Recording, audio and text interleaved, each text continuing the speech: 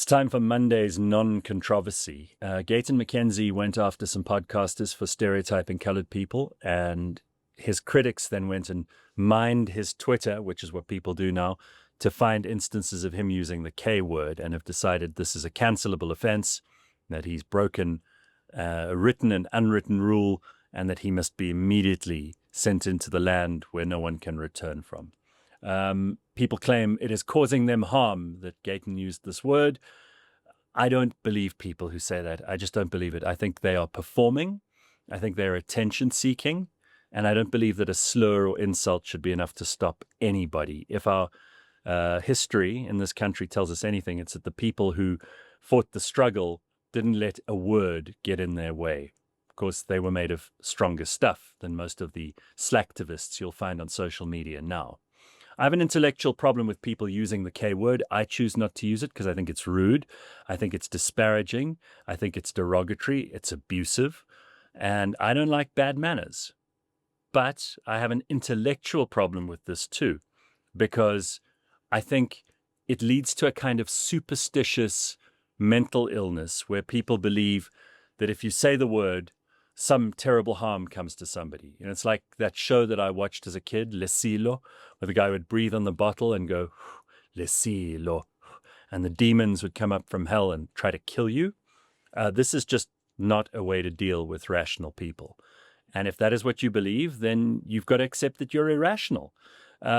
People who think that the use of a word magically puts them into a category of untouchables, like they believe Gayton McKenzie now is, those are just like racists who think that the skin tone of a person puts them into a category of superiority or inferiority. This is just very, very dumb. These people are obviously simpletons, and they're doing it to win an argument. And they win an argument for free. They don't put anything on the line to win the argument. They point out that someone used a word, therefore they're a bad person.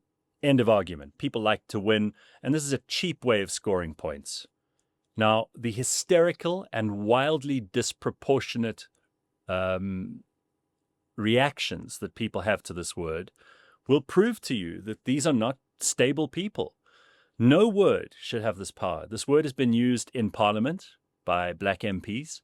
It's been used in songs, rap songs in South Africa.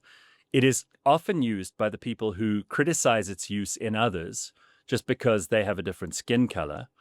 And I think that that proves that this is fundamentally a very flawed place to go. So either you're on the side of let's not be rude to anybody and let's try to use language that isn't divisive and dangerous and ugly, and instead talk to each other decently. We can avoid all of this.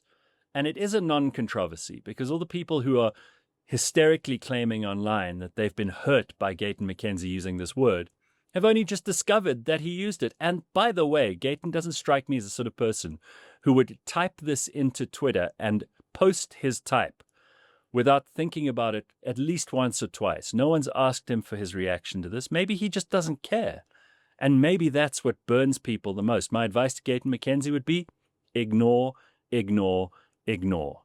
And for everybody who's upset by any of this, ignore, ignore, ignore. We have much bigger things to do in this country than to argue like preschool kids about a word.